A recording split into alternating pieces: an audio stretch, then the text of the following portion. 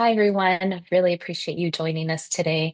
I'm Melissa Vargas, Senior Policy Advisor for CNC Action Fund. And before Jesse from Data from Social Good presents our findings for Southern California, I wanted to just provide a little bit of context as to why we thought it was important to conduct the survey in the first place. So let's go back just a little bit. During the 2024 presidential campaign, former President Trump continuously framed his energy and environmental agenda around boosting fossil fuels, slashing regulations, and dismantling clean energy initiatives. He essentially wanted to undo any progress the Biden administration had accomplished regarding clean energy and environmental protections. Now, as an organization that is on the ground in the neighborhoods we already live in, we knew firsthand that Trump's agenda was going to hit the people of the global majority, people of color, fastest and hardest. Latinos in California face disproportionate health risks from the president's agenda due to socioeconomic, geographic, and systemic inequities. A few primary factors affecting Latinos include having disproportionate exposure to climate risks, like heat waves, air pollution, and wildfires, which in turn worsen chronic illnesses like heart disease and diabetes. Now, this is important because Latino children in Orange County and LA counties already have asthma rates nearly twice the national average. Another factor impacting Latinos is water contamination and access. Persistent droughts in California cause water scarcity, which leads to higher costs and less reliable water access for low income Latino households. Latinos are really an economically vulnerable group. A significant portion of California's Latino population already lives in or near poverty, making it harder to afford energy efficient housing, air conditioning, or emergency resources during climate events. Lastly, we need to look at labor and occupational risk. Latinos make up a large portion of California's agriculture, construction, and landscaping jobs, which expose them directly to heat, air pollution, and pesticide drift. All these factors and many more exacerbate the systemic inequities related to energy and environmental policies, or better yet, pollution and power. We thought the pollution and power title for our webinar was relevant because those who are in positions of power are leading efforts that impact us and families the hardest. The president's executive orders and Congress's actions, like the recent votes on the president's reconciliation package and the Congressional Review Act, are giving corporations and the wealthiest trillions of dollars in benefits and tax giveaways. Now, this is only possible by making devastating cuts to social safety net programs like healthcare, food assistance, and tax credits like those for electric vehicles and clean energy development, and repealing environmental protections. My hope is that those who are in positions of power realize that we, the people, do want economic progress, but not at the cost of our health or environment, which is why the top line survey results from Southern California are so interesting to me. Data for Social Good will now walk us through those findings. Jesse? Yes. Hello, everybody. My name is Jesse Rodriguez, and I will be walking us through the Southern California survey results. So I am here representing DSG, but in collaboration with CNC to present these results. Just to give a little bit of context here, we'll be covering several topics related to energy and the environment. And as Melissa had mentioned earlier, this is just a subset of our statewide survey results. So for our statewide survey, we were able to get responses from over 1,200 registered voters here in California, with an oversample of NPP, Latina, and Gen Z voters. This survey was conducted earlier this year, between February and the end of March. And so something to keep in mind when reviewing these results is just that for a lot of the respondents, especially those in Southern California, the wildfires in LA were still top of mind and very salient issues that we saw show up with some of the results here. For the Southern California survey, we'll be covering responses collected from parts of Los Angeles and Orange counties. And again, this survey was supplied in both English and Spanish. The total sample for this subset is about 157 responses. And these are just some survey statistics showing the distribution of our Southern California respondents by gender, by political party, by income and education, just to, again, provide additional background and potential context as to why some of the responses turned out the way that they did. Okay. So jumping into this first section, we're going to be covering environmental perceptions. Starting with the first question that we asked. So, of the following environmental issues, please select the ones you are most concerned about. And this was a select all that apply question. So, for our sample here, for our Southern California respondents, the number one issue identified was water quality. This includes lead, pesticides, chemicals in water, in drinking water, and et cetera, those sorts of issues. So, 68.1% of our respondents identified this as their top concern. And then that was followed by air quality and air pollution at 63.6%. And then wildfires and brush fires rounding out the top three at 62.7%. When we compare this top three against our statewide results showed that wildfires and brush fires were number one for 64.5% of respondents there, water quality at number two with 61.2%, and then air quality and air pollution at 60.1%. So the top three issues remained the same. The major difference here was just the order. And then moving on to this next question, then we asked our respondents whether or not they have noticed environmental issues becoming more severe throughout the years. And the overwhelming response here was about 75% of respondents said yes, that they had noticed more extreme weather, drought, or decline in air quality.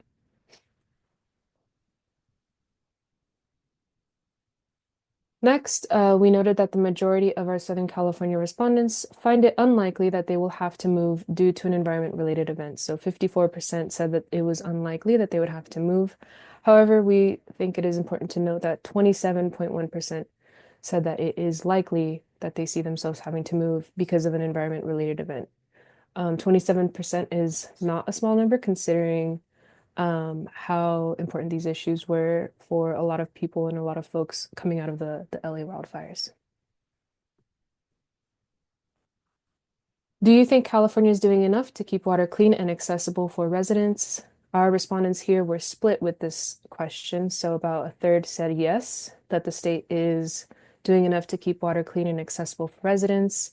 And then a third said that they were unsure, while another third said no, the state is not doing enough.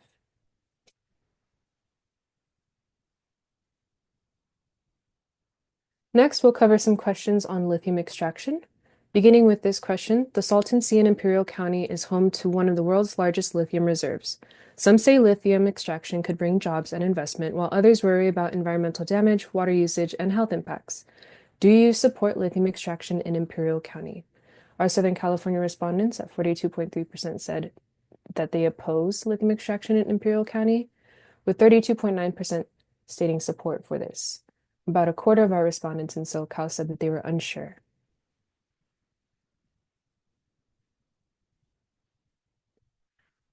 The majority of our SoCal respondents, however, believe that California should continue taxing lithium extraction companies. So about 69.9% of our respondents said yes, the state of California should continue this tax passed in 2022 on lithium extraction companies to contribute a portion of their profits to local environmental restoration and community benefits.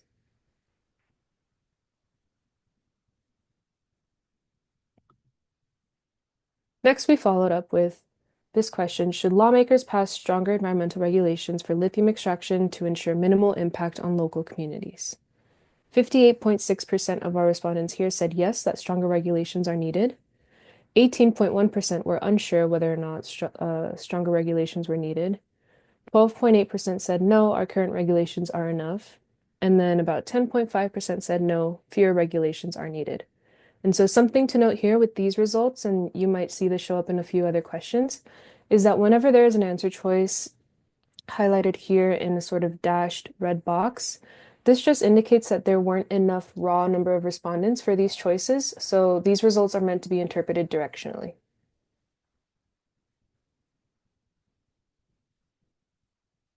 Okay. Next, we asked our respondents to identify their top issues or concerns about lithium extraction in California. And our number one response here was for 67% of our respondents identifying health risks for nearby communities. So, a concern for exposure to hazardous byproducts, increased air pollution, and similar issues there. Number two was water usage and contamination at 61.8%, and then destruction of natural landscapes and wildlife habitats rounded out the top three at 50.9%. Other options here included increased corporate influence and policymaking over local interests, lack of affordable housing, inadequate community benefits from extraction profits, increased traffic, limited jobs going to local residents, and only about 12.9% of respondents said that they have no concerns regarding lithium extraction in California.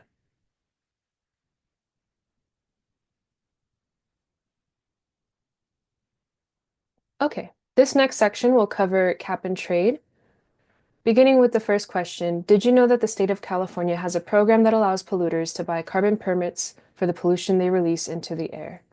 So the majority of our SoCal respondents said that they were not aware of the cap and trade program, with 58.5 stating that they didn't know about this program.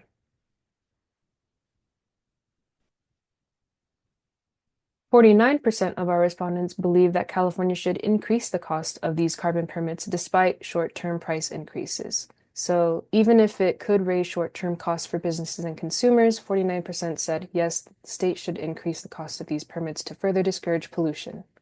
26.5% said no, the state should not increase costs, and about 25% said they were unsure.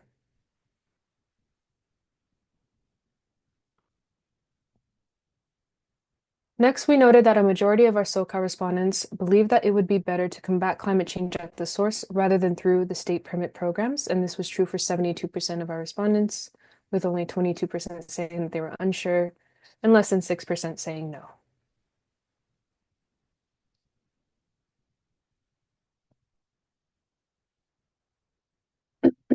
For this question, we stated that the California Public Utility Commission, also known as CPUC, directs program revenue from electrical and natural gas investor-owned utilities like PG&E, SCE, San Diego G&E, and then SoCal Gas back to residential customers.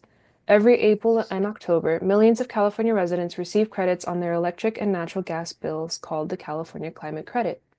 We wanted to ask our respondents, are you aware of the California Climate Credit? Our respondents showed that they were split in their knowledge, with 47.4% saying yes, that they were aware of this climate credit, and 47.2% saying no. We followed up this question by asking whether or not respondents knew that they had received a climate credit.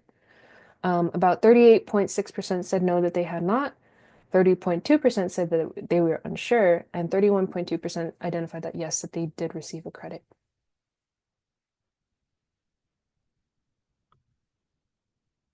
Next, we asked, should revenue from the state carbon permit program be reinvested into communities that are impacted by lithium extraction or manufacturing activities?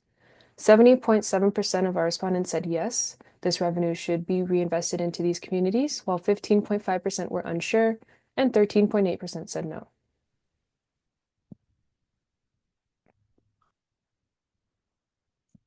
Next, we asked whether or not our respondents would support using revenue from the carbon permit program to ensure local residents most impacted by lithium extraction benefit directly through job training, infrastructure, and public services. 68.6% of our respondents said yes, that this was an idea that they would support, while 17.7% said they were unsure and 13.7% said no.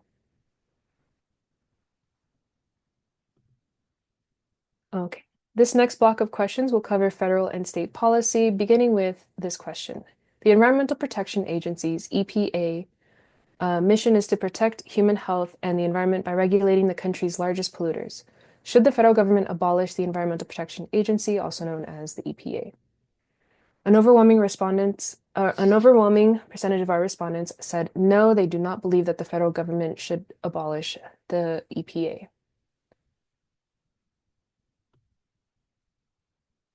Next, we asked whether or not respondents would support or oppose rules that would make electric vehicles at least half of all new cars and trucks sold in the US by the year 2032. 40.5% of our SoCal respondents said that they would support this rule, 39.3%, or I'm sorry, 38.3% said that they would oppose it, while 21.1% are unsure if they would support or oppose these rules.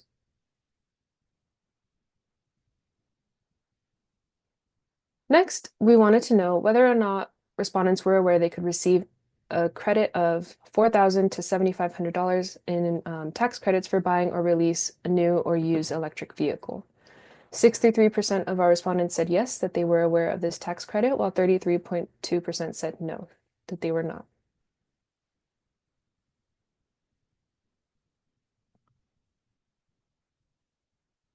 Next, we noted that Southern California respondents are split on their likelihood to consider purchasing an EV given the electric vehicle tax credit. So now that they understand that this tax credit exists, we wanted to know whether or not they would consider using it the next time they were likely to purchase a vehicle.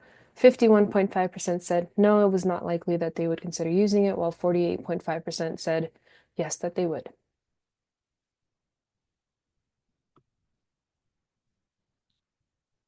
The majority of our respondents also said that they do not believe the new administration should end the tax credit for electric vehicles. So 55.2% of our respondents said no, the tax credit should not end for electric vehicles, while 26.9% said yes, and 17.9% were unsure.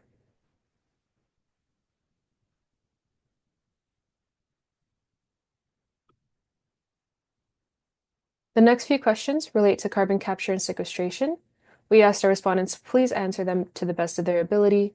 Did they know that CCS, or carbon capture and sequestration, is a newer technology that aims to capture carbon emissions at fossil-fueled power plants and industrial facilities in an attempt to prevent them from being released into the air? 51.6% of our respondents in Southern California said no, that they were not aware of carbon capture and sequestration, while 32.8% said yes, that they were, and 15.6% were unsure.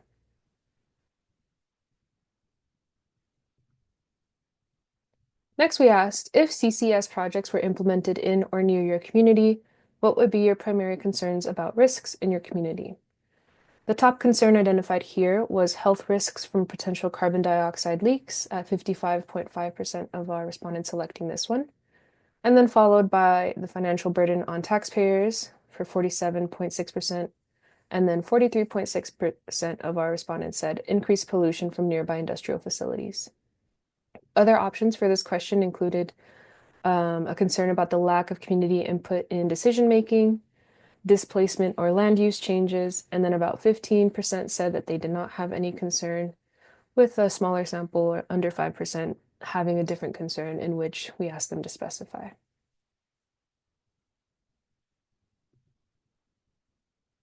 Next question, we asked what alternative solutions to pollution reduction do they believe should be prioritized rather than carbon capture and sequestration. So the top answer here was pollution reduction at industrial sites, with 64.3% of our Southern California respondents selecting this one. And then renewable energy investments, for example, solar and wind energy, at 60.8%. And this was trailed by energy efficiency programs for low-income households with 48.3%.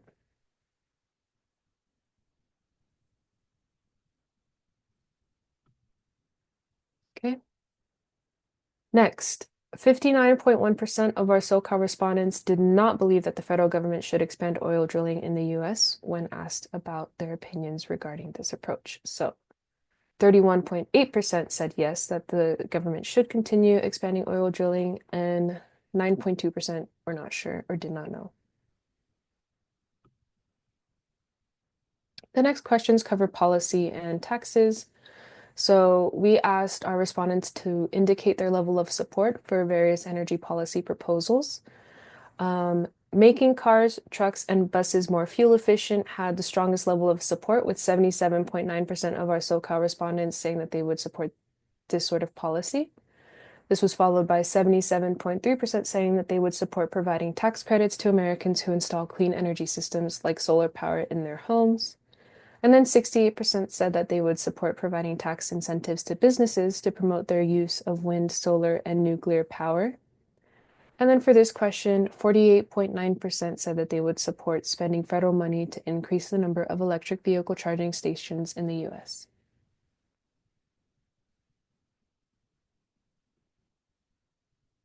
Similarly, we asked, suppose the state of California proposed the following taxes to fund policies and projects that address extreme weather events facing the state. How much would they support each proposed policy? So about 71.9% said that they would support a tax increase on corporations and companies, where those that pollute more in the state pay more. After that, about 49.2% said that they would support a 1% income tax increase only on state residents who earn over $250,000 a year. And this one was a little bit more split, so we had about 34% oppose this.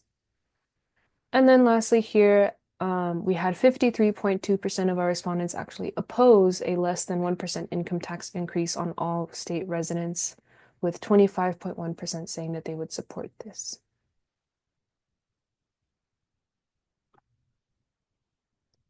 Next, we asked for our respondents to indicate how much they agree with the following statement. I am willing to accept new job creation even if it leads to worse health outcomes for me and my family.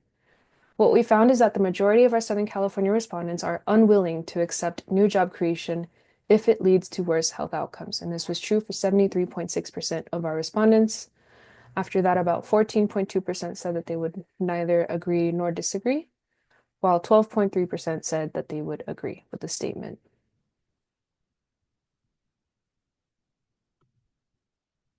Okay. This next section will cover questions on climate policy and California's role, beginning with another policy question indicating their level of support. So 87.2% of our Southern California respondents stated that they would support policies that protect access to safe drinking water. 81.9% said that they would support policies and programs to mitigate and prevent wildfires. 75.9% said that they would support policies that develop new surface and groundwater conservation technologies. And then 70.4% said that they would support policies that protect, restore, and expand California's public lands. And lastly, 67.7% said that they would support policies that restore ecosystems and encourage land use planning. So overall, for this question, Southern California respondents support increasing funding to enact various environmental policies here.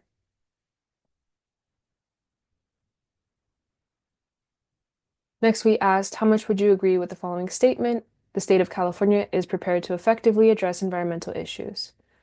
For this question, about 38% of our SoCal respondents said that yes, the state is prepared to address environmental issues, while about 41% disagree with the statement. 20.4% of our respondents said that they neither agree nor disagree with this statement.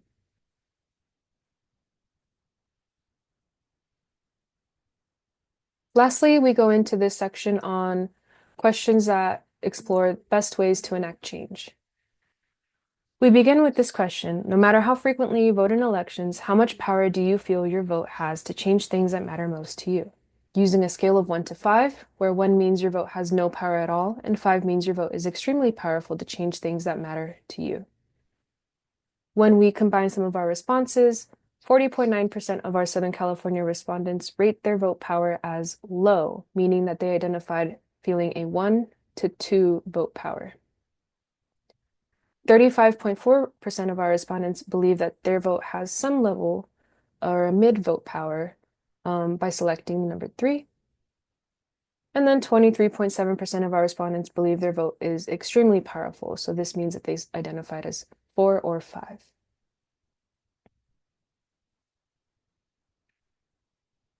Next, we asked whether or not they believe you could encourage or that they could encourage their state representatives to focus more on addressing environmental issues. 37.2% of our Southern California respondents said yes, they believe that they can encourage state reps to focus more on addressing these issues, while 31.6% were unsure and 31.2% said no.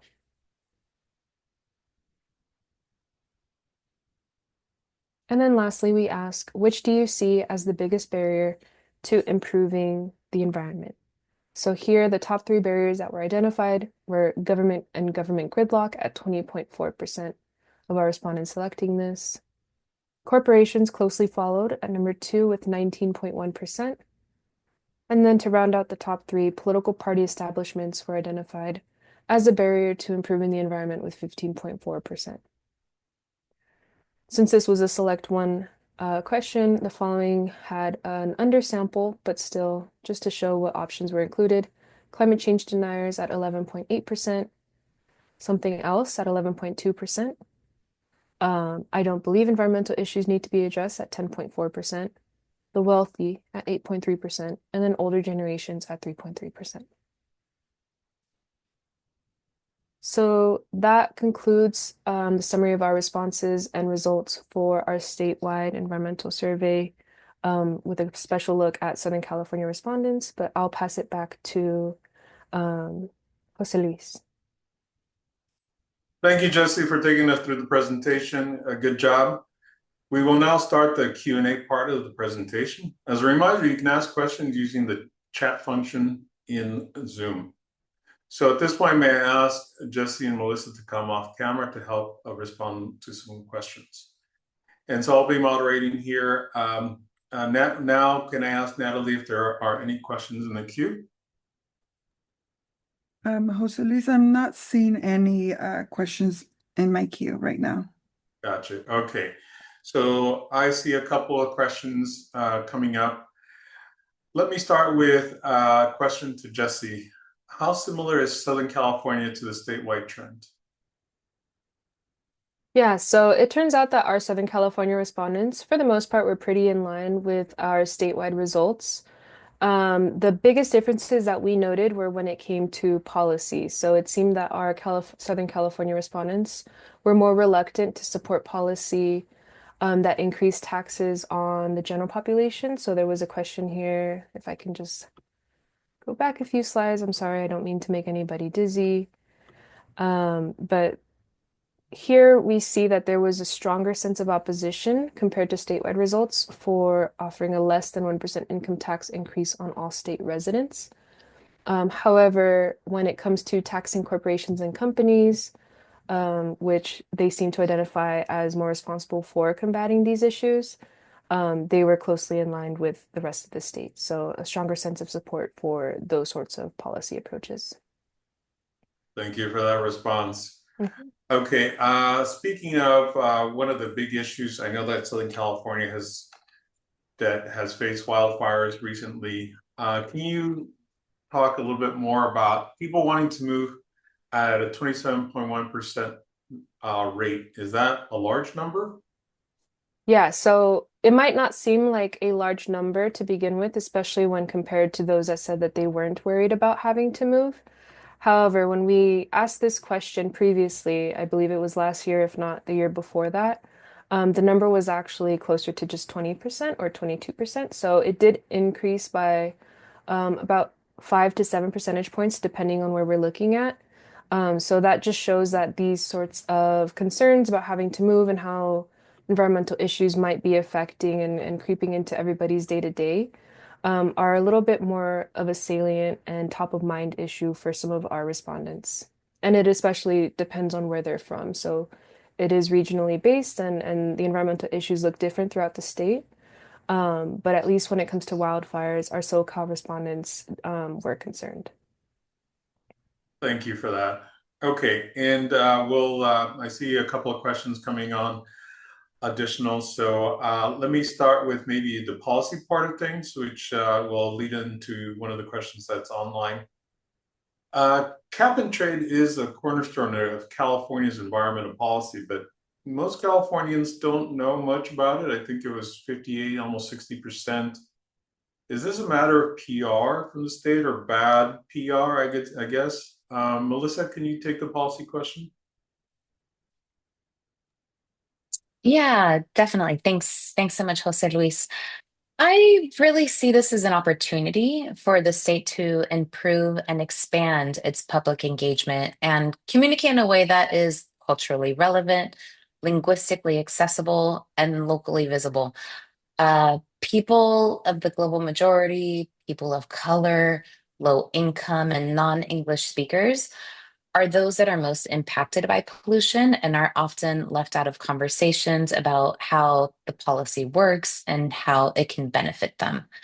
So, when CMC engages its neighbors, we do so in a variety of ways. We are knocking on doors, we're making phone calls, we're hosting meetings. And we're doing all this so that we can first listen to what it is that people have to say about the issues, about their concerns, about their ideas. And so that really creates a great opportunity for us to be able to come up with like a game plan or a strategy of sorts.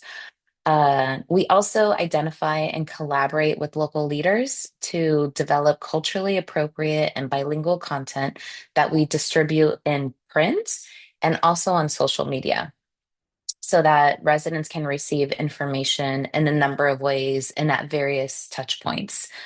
I'll make sure to share our Lucete Latina publication and YouTube video series for reference so that people can have a better sense as to what it is that we do when we're on the ground engaging with our neighbors.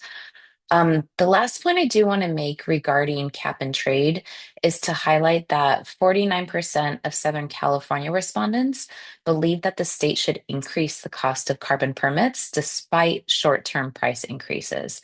Now, this tells me that people believe that polluters should pay, which is the opposite approach currently taken by the president and Congress as they roll back environmental protections. It seems to me that people are so desperate for cleaner standards that they're even supporting paying a little bit more if it means having less pollution.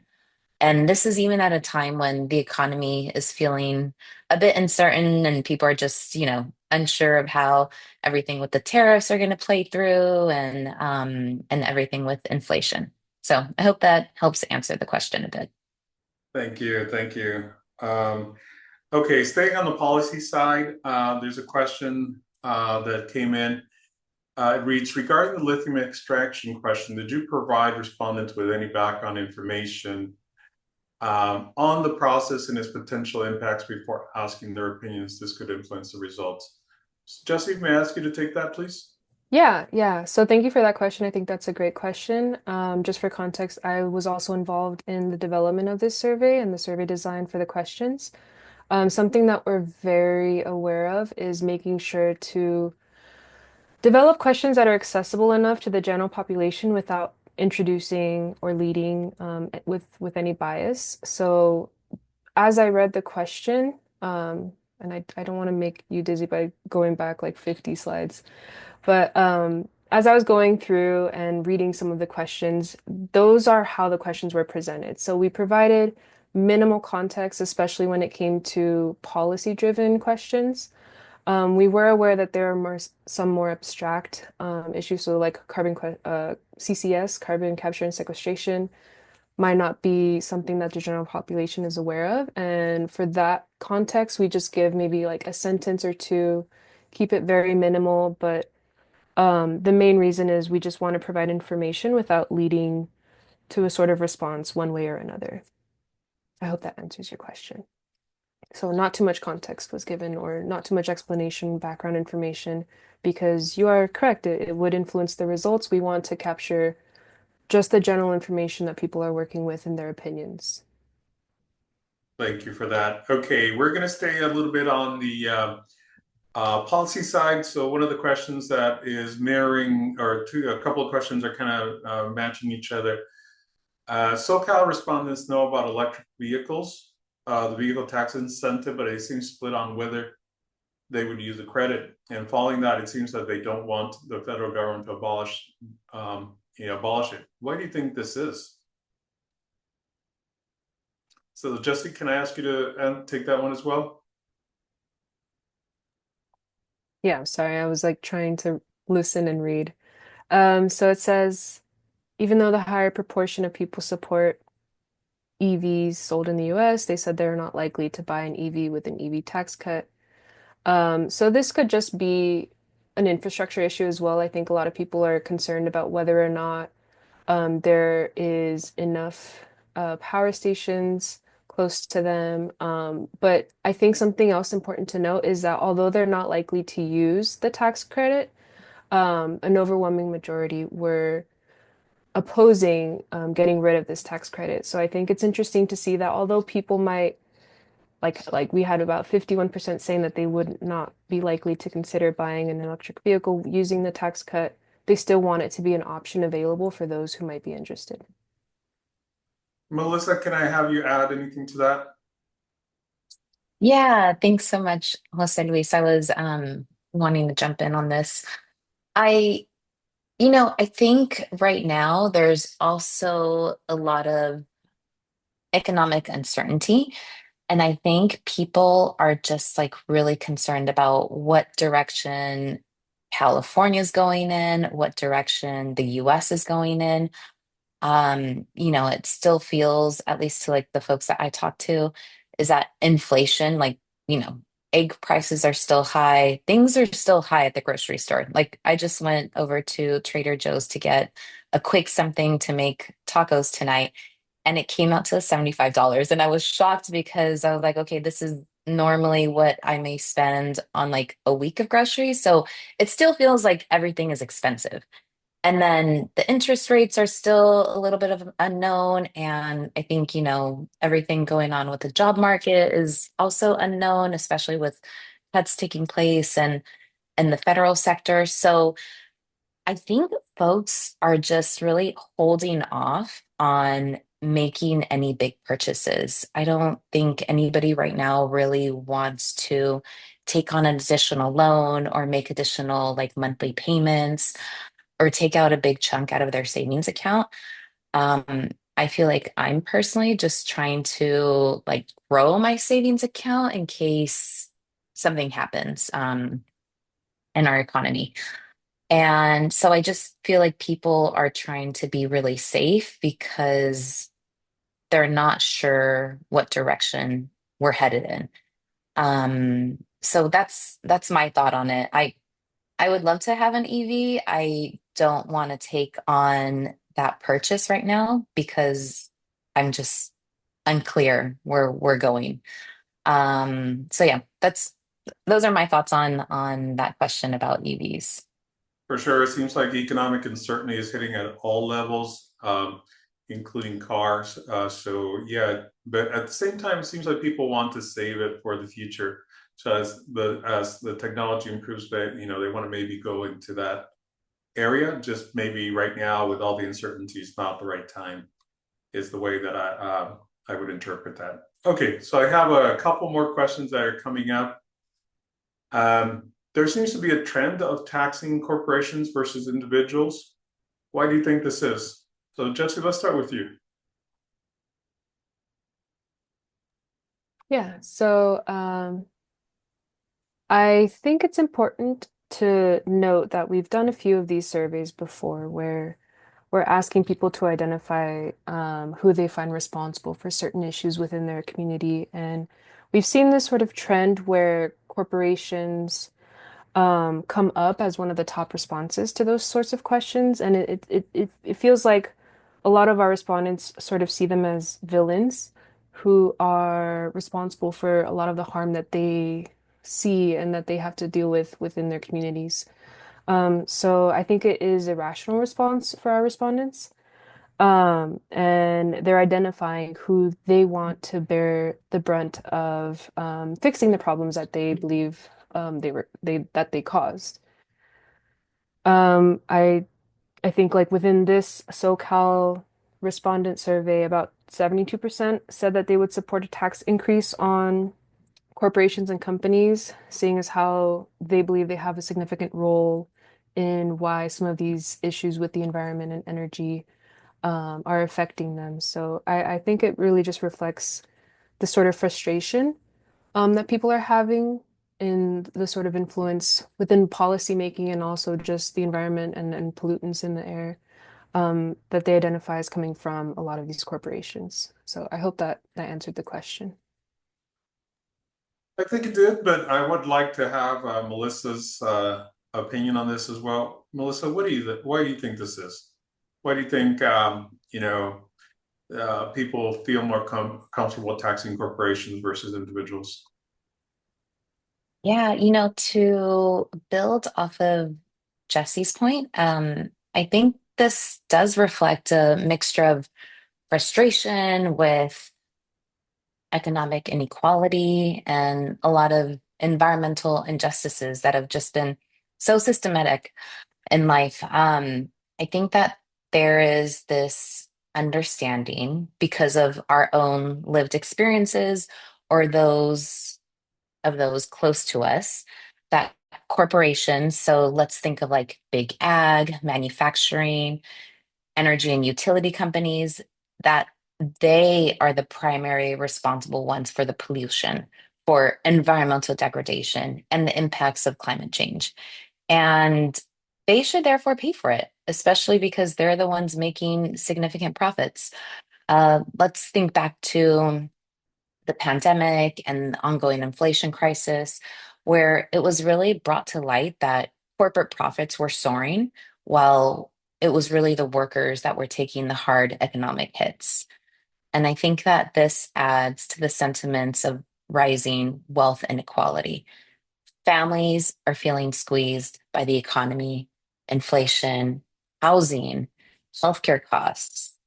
All the while, polluters are the ones receiving tax breaks and or finding loopholes in the system so that they don't have to pay their fair share. So I think that there's just this like huge frustration. And I think families are just really, really tired of it.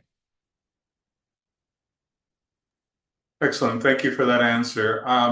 Just a reminder to our audience, you're able to ask questions. So if you have any other questions, feel free to use the Zoom function to ask further questions. If we didn't answer something, you want some clarification, please let us know. I only see two more questions, so let me get to them. There seems to be an unwillingness to trade off jobs if there are worse health outcomes. Given the economic uncertainty, do you think this is going to hold? Meaning, we have, jobs reports that are high for this first quarter or first couple of quarters in this new administration. But, do you think that this uncertainty is gonna hold? Meaning, the people will be willing to trade off jobs in the future if things go with the way they are with uncertainty? So Jesse, can I have you start? Yeah, I'll start. I might end up throwing it back to you though, since you have an economic background. But just based on our own research and what we've been seeing is that a lot of the data suggests that we have reached this tipping point where jobs are still important, right? We're still having this come up as an issue in general, jobs in the economy, but it's to the point where people are not willing to sort of have that trade-off being their health. So this mirrors what we see in areas or countries that reach a certain level of prosperity, where there's an expectation of being able to secure a job while still maintaining a standard of living, a standard of health, and not having to choose one over the other. But Jose Luis, I'll pass it maybe back to you first to see if you have any economic insight. I know that's more of your background too. Yeah, from an economic perspective, once people reach a certain level of wealth in any society, then just taking any job is not acceptable any longer. It comes with our history from the labor movement, where we were able to get a 40-hour work week. Thanks to labor, we were able to get vacation thanks to labor. And so once we reach a certain point, just having a job that's dirty, that's not something that is that's gonna affect your health, seems to be something that is no longer acceptable. People are pushed out of the way and said, no, I'd rather have jobs that offer a good pay, healthcare, things of that nature. So these dirty jobs, if you will, are not something that U.S. Residents, in particular California residents, seem to be willing to accept any longer. So I think there's a evolution, there's a change in which it's no longer something that anyone in the state of California, for example, as it being the fourth largest economy in the world, if it were by itself or independent, that's no longer something that we're willing to do. In the past, perhaps, and people would be willing to trade that off, but no longer. So I'm going to ask Melissa maybe to join in and see if there's any specific things that you would like to add.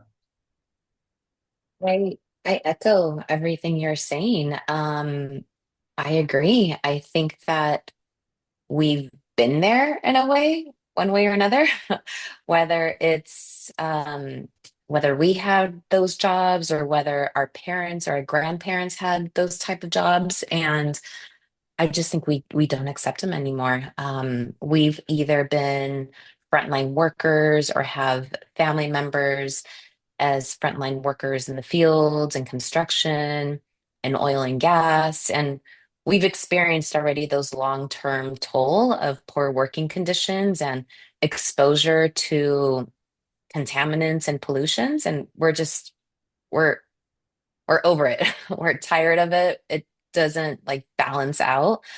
Um, I don't think the economic hardship really erases these memories. It just really enforces them.